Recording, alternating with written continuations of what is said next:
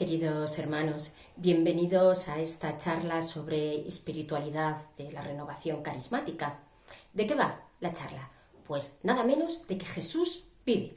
Esta es la realidad, este es el mensaje fundamental de la Iglesia y, por supuesto, este es el corazón también de renovación. Porque si creemos en un Dios muerto, pues vana sería nuestra fe, ¿verdad? Pero no, sabemos que Jesús ha resucitado, que Jesús vive, que Jesús está entre nosotros. Voy a tomar, en primer lugar, para inspirarme en esta charla, bueno, para que el Espíritu me inspire, claro, en esta charla, los textos de la resurrección de nuestro Señor, los textos de las apariciones, quiero decir. Recordad cuando las mujeres se acercan al sepulcro, entonces pues van pensando que se van a encontrar el cuerpo de Jesús y que le van a embalsamar, como era la costumbre. ¿Y qué se encuentran? Pues no se encuentran al cuerpo de Jesús, sino a un ángel que les dice, voy a coger el texto de Lucas, que está en el capítulo 24, ¿por qué buscáis entre los muertos al que está vivo? No está aquí, ha resucitado. ¿Pero es que acaso las mujeres no se acordaban de que Jesús les había dicho que iba a resucitar? ¿Por qué se sorprenden tanto de este hecho si el Señor lo había dicho? ¿Cuál es la razón de su sorpresa? Pues que habían escuchado aquellas palabras, no habían sabido interpretarlas o no podían creer aquello.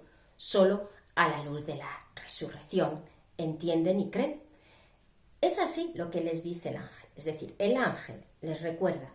Recordad, a continuación de lo que he leído, lo que os dijo cuando estaba en Galilea, que el Hijo del Hombre debía de ser entregado en manos de pecadores, que iban a crucificarlo y que resucitaría al tercer día.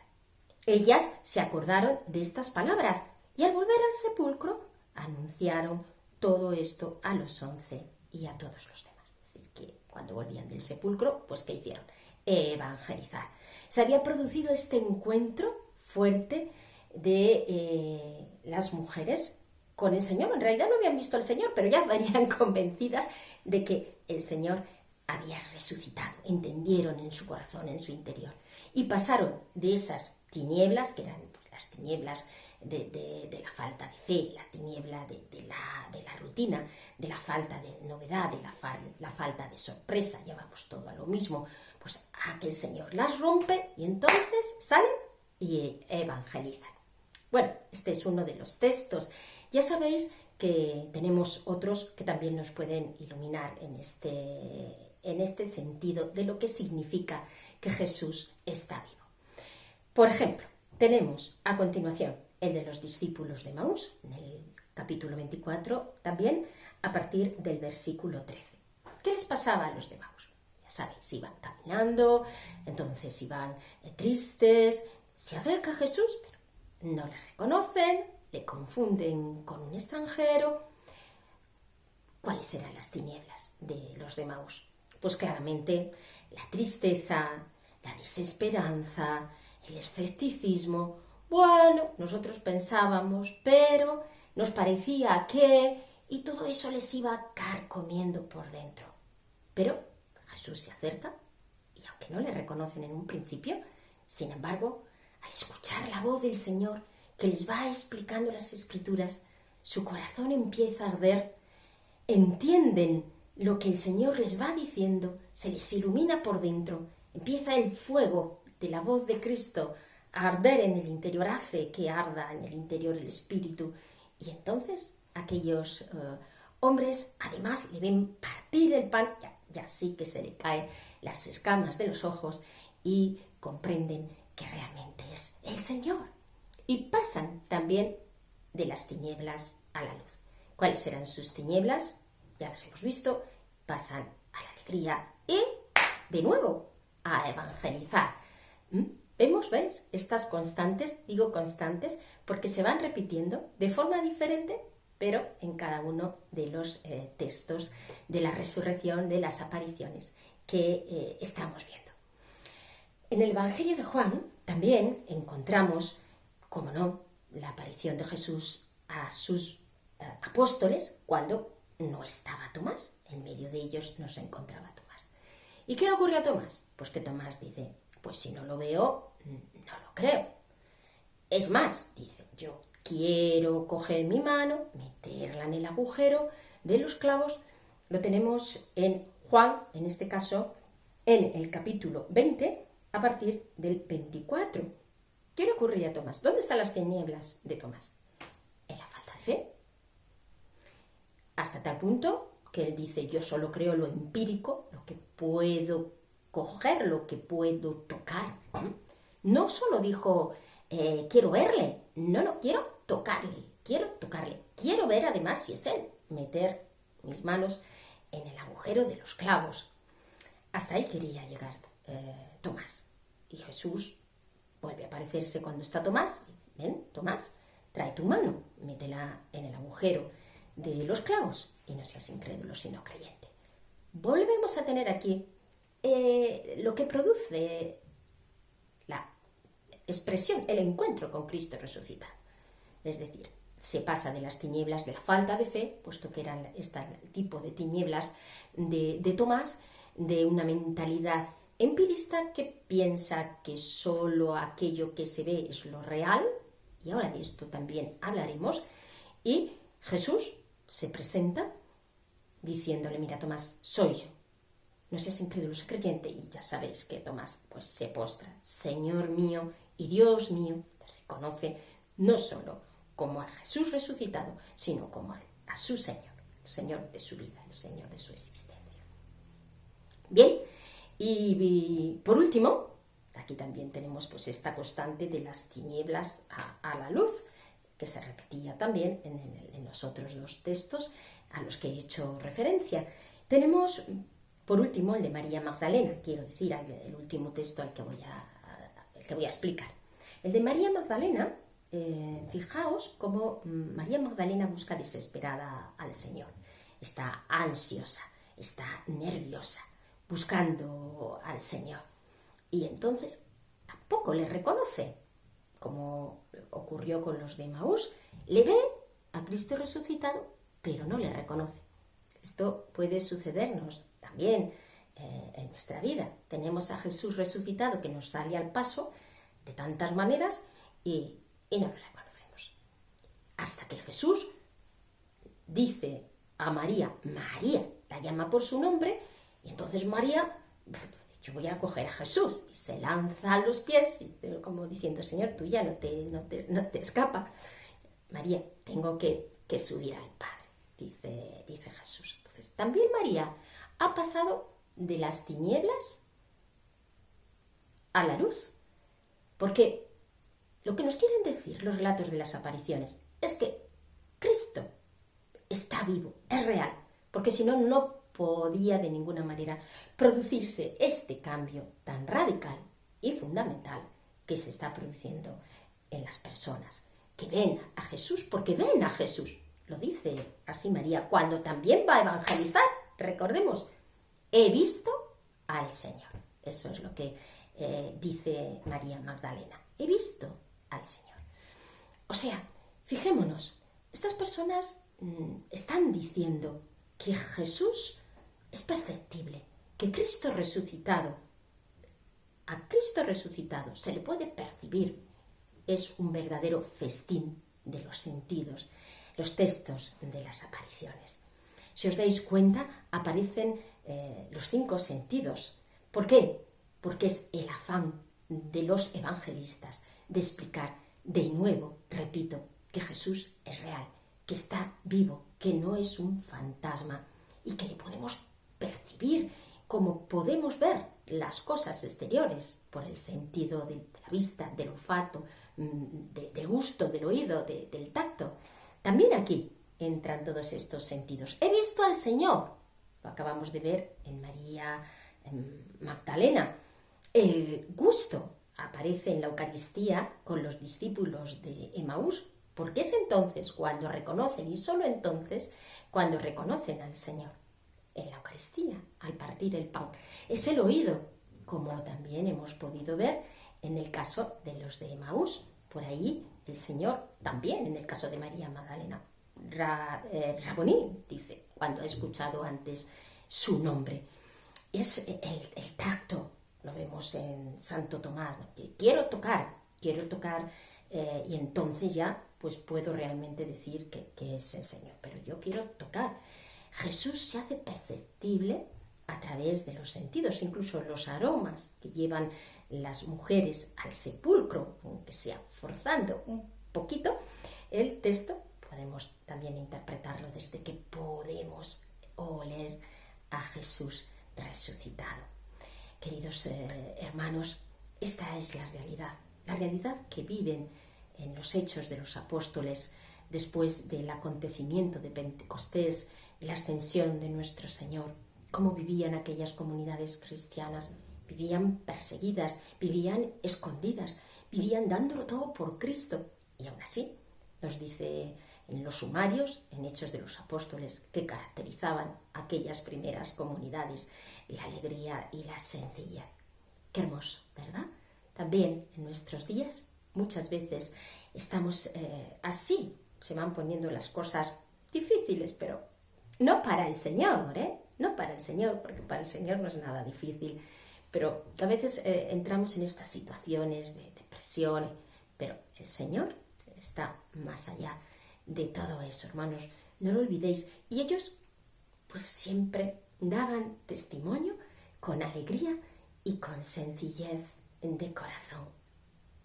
Jesús está vivo y se producían milagros, no podía ser de otra manera, y hablaban sin poder parar del Señor. ¿Qué ocurrió?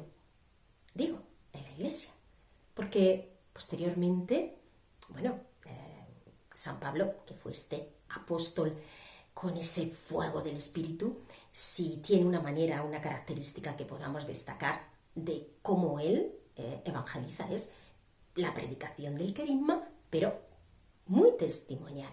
Recordad las palabras en su carta a los Gálatas, porque él había tenido una experiencia con el Cristo resucitado, con el Cristo vivo. No es su vida histórica, pero sí con el Cristo resucitado, camino de Damasco. Recordad, como una gran luz, y aquella voz, Saulo, Saulo, ¿por qué me persigues?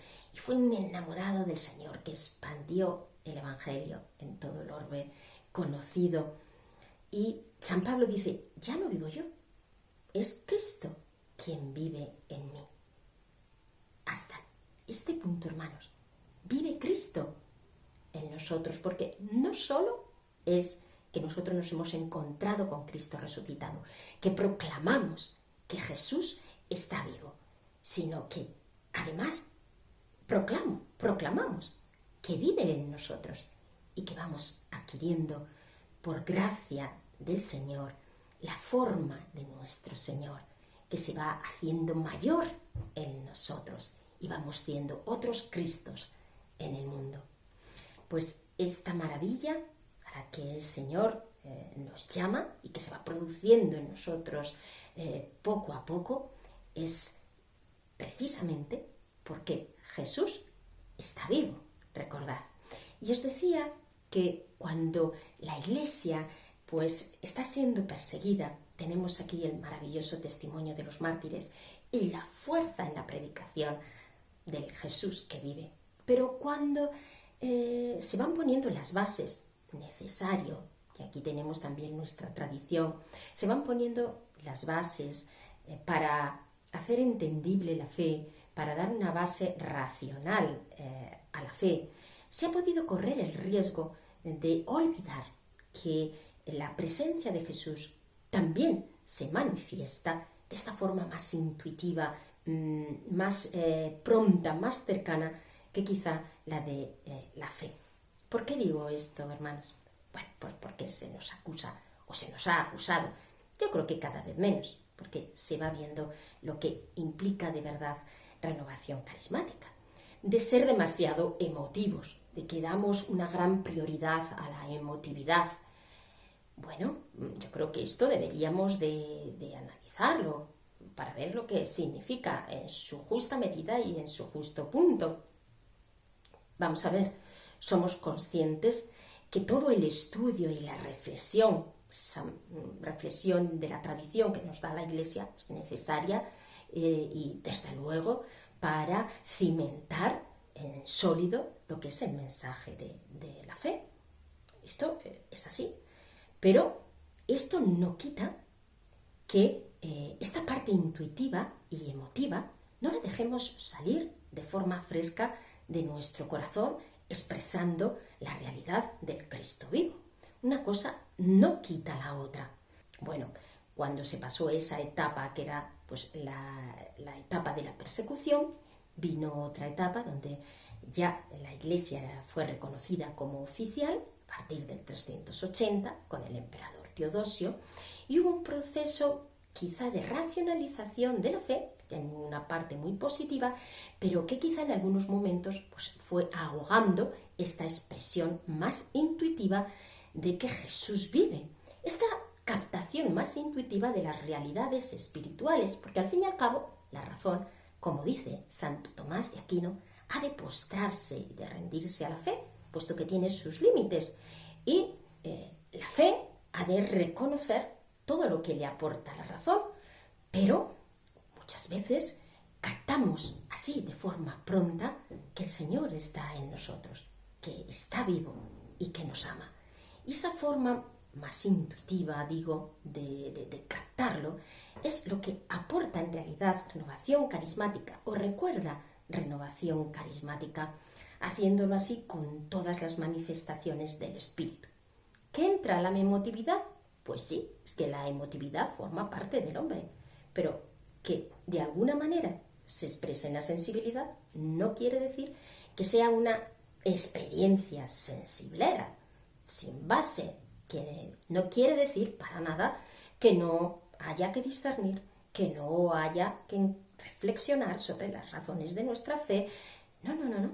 Quiere decir simplemente que es una vía más inmediata, más pronta y yo diría muy necesaria en estos tiempos en los que vivimos, porque todo es muy inmediato en esta vida, todo es muy rápido en esta sociedad, y esta forma de expresar que Jesús está vivo gracias a la efusión del Espíritu, a la expresión de los carismas, nos hace, hermanos, adentrarnos en esta sociedad y dar un testimonio que cala realmente en el corazón de las personas. Esta es la alegría que brota del encuentro y la forma de expresar todo lo que el Señor hace en nosotros. Hermanos, dice en el tercer documento de Malinas el cardenal Suenes que debemos de ser cristianos normales, pero él explica lo que significa esto de ser cristianos normales, porque parece que lo de ser cristianos normales es ir nada más que a misa o cumplir con las normas. No, el cristiano normal es el que vive a Cristo resucitado. Lo anormal sería un cristiano que no vive a Cristo resucitado. Eso sí, que no tendría mucho sentido. Lo normal es vivir a Cristo resucitado. Queridos hermanos, pues vamos a pasar, visto esto, a algunas implicaciones de esta realidad. Jesús vive, recuérdalo. Primero, que Jesús es real. Muchas cosas ya las han salido, pero las voy un poquito a sistematizar. Jesús es real, no es un fantasma, es real, es una realidad cierta, porque el acontecimiento de la resurrección está más basado en testimonios, en testigos que hablaron de que es real ese hecho, de que vieron a Cristo resucitado, que muchos otros hechos que se consideran históricos ya así, sin más. Son muchos los testigos que nos hablan de que han visto a Jesús resucitado. Y esos textos y esos testimonios nos han llegado a nosotros. Sí, pero es que además, y aquí está, por la fe se nos da personalmente esta experiencia que es para todo aquel que se abre con sinceridad de corazón al Señor. Ábrete con sinceridad de corazón al Señor y encontrarás al Cristo vivo en ti. Luego, esta realidad se nos hace patente, porque, en segundo lugar, es perceptible, que decíamos antes a través de los textos. Sí, la experiencia de la fe, de Cristo que mora dentro de nosotros, que vive en la Eucaristía, que está en los pobres, pero me voy a fijar en esta presencia interior de nuestro Señor, puesto que somos templos de Él, templos de su Espíritu, como nos dice San Pablo. Le puedo ver, sí, interiormente, con los ojos del alma, puedo oler su aroma, como puedo ver y contemplar la belleza de las cosas y ahí veo la belleza de Dios. Puedo escuchar su voz a través de la palabra, puedo gustarle en la Eucaristía. Sí, hermanos, puedo ver, oler, gustar, oír, tocar al Señor, espiritualmente hablando, y esto es perceptible, le puedo percibir, porque Dios es el Dios que se revela. Dios es el Dios que se acerca al hombre, que ama al hombre, que sale al encuentro del hombre. Todo un Dios sale a nuestro encuentro. En tercer lugar, es un Dios con el que puedo entrar en relación. No es que se quede allí, en un pedestal. Puede ser real, puede ser perceptible, pero está ahí, lejano. No. Dios establece esta relación con el hombre, toma la iniciativa, como toma la iniciativa con cada uno de nosotros, nos muestra su amor, hasta el punto de decirnos que quiere llevarnos a su intimidad, que quiere llevarnos a lo más profundo de su corazón, que quiere hacernos felices y darnos la vida eterna. Por tanto, y a esto voy con el cuarto punto, permanece para siempre, vive para siempre, no muere más, no muere, vive para siempre, hermanos, y porque Él ha resucitado, como nos dice en 1 Corintios 15, San Pablo, nosotros resucitaremos con Él y viviremos con Él para siempre, nos eternizaremos. Y ese deseo de amar, ese deseo de ser felices, ese deseo de armonía llegará a su plenitud, aunque ya podemos vivir aquí en la tierra al Cristo vivo. Porque, hermanos, recordad, Jesús vive. De esto va la enseñanza.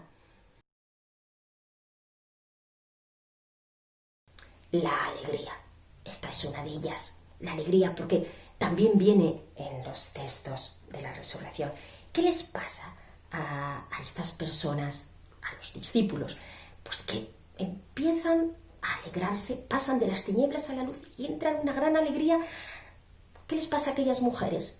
Alegres van a predicar el Evangelio. ¿Qué les pasa a los de Maús? Van contentos de nuevo, aunque ya era de noche y todo, van a contárselo a los apóstoles, que habían visto a Jesús, que está resucitado, que es verdad, que Jesús está vivo.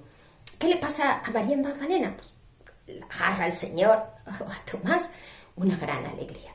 Esta alegría es realmente la que hay en nuestros grupos cuando hay personas que no creen y van a las celebraciones litúrgicas de la Iglesia, entrarían en una celebración y dirían, aquí pasa algo, porque esta alegría tan enorme, yo creo que sí que es una de las características de renovación, pero mirad a ver, seguro que si entra una persona que no cree y nos ve pues saltando, danzando, dando palmas, pues nos dirá lo de que estamos locos, que bueno, ya nos lo han dicho muchas veces, pero a lo mejor también se plantea y dice, aquí pues realmente pasa algo muy, muy grande, algo sobrenatural para que estén tan contentos estas personas. En segundo lugar, la esperanza. Ay, hermanos, son momentos difíciles, ¿verdad?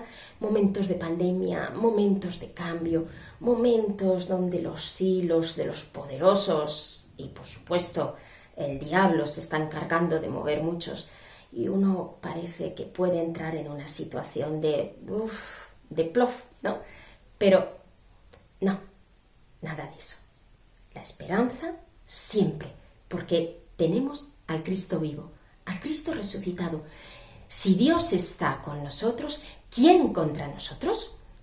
Nadie contra nosotros. Son tiempos inciertos, pero el Señor está con nosotros y Él no nos va a dejar. Y Él guía los pasos de la historia de forma misteriosa, sí, a veces pasando por mucho sufrimiento, porque así el pecado del hombre nos va metiendo en una maraña, pero Él está ahí. Vivimos con esperanza, hermanos. En nuestros grupos de renovación se ve esa esperanza que nos viene del Señor. 3. Los milagros. ¿Qué tiene que ocurrir en renovación carismática? Pues lo que ocurre, pero más. Milagros, muchos milagros. Milagros de sanación interior, milagros de sanación física, carismas. Somos renovación carismática. Hay que de nuevo volver a renovar esos carismas una y otra vez para que surjan con una fuerza impresionante, la fuerza del Espíritu. Sí, en esto de los milagros, pues nos puede pasar también como a los discípulos y a los apóstoles cuando ven a Jesús resucitado. A ver, uno se admira de la obra de Dios una y otra vez. Pues claro, es el Dios grande y poderoso. ¿Cómo no te vas a admirar de todo lo que el Señor hace? Pues claro que nos admiramos de todo lo que el Señor hace. Pero aunque nos admiremos, hermanos, lo que quiero decir es que ya sabemos que esto iba a pasar. Vamos, no sé si este milagro en concreto, pero que iban a pasar milagros, porque Jesús vive y está, y eso, pues, es real y se nota, claro, que es el mismo Dios el que está entre nosotros, produciendo todo tipo de milagros en medio de este mundo que cada vez se aleja más de Él. Por eso, hermanos, hay un cuarto punto que tiene que caracterizar también nuestros grupos de renovación. La evangelización. Lo hemos visto en los textos a los que me vuelvo a remitir. Encontraban al Señor, se ponían más alegres que unas Pascuas y se iban a evangelizar. A evangelizar, recordad, no puede ser de otra manera. Es verdad que nuestros grupos son grupos de oración, pues claro que son grupos de oración, pero vana sería nuestra oración, vacía sería nuestra oración. No estaríamos realmente con el Jesús resucitado, ni estaría Jesús resucitado entre nosotros si al orar no fuésemos a la vez a evangelizar. ¿Entendedme? Orar y evangelizar. ¿Por qué? Porque portamos la alegría y el gozo del Espíritu y una cosa debe de traer la otra. ¿Es así? Por eso debemos revisar si no es necesario que en nuestros grupos, así como hay ministerios de acogida, ministerios de alabanza o ministerios de intercesión, en nuestros grupos también tiene que haber ministerios de evangelización. ¿Para qué? Para reflexionar, orar, pensar y llevar a cabo las iniciativas que hagan falta para llevar al Señor a tantos hombres y mujeres que lo desean en su corazón y que viven un gran desierto esperando que alguien les hable y que les dé el agua de la vida que es nuestro Señor. Pues, queridos hermanos, vamos a pedírselo a Jesús para que esta renovación nuestra querida se renueve, una renovación de la renovación, y que los grupos se renueven una y otra vez en el Espíritu y nos lancemos a esta aventura de la evangelización. El Señor está con nosotros. ¿Quién contra nosotros? Pues termino esta enseñanza orando. Vamos a orar, porque sabemos que todo es gracia, que todo viene del Señor.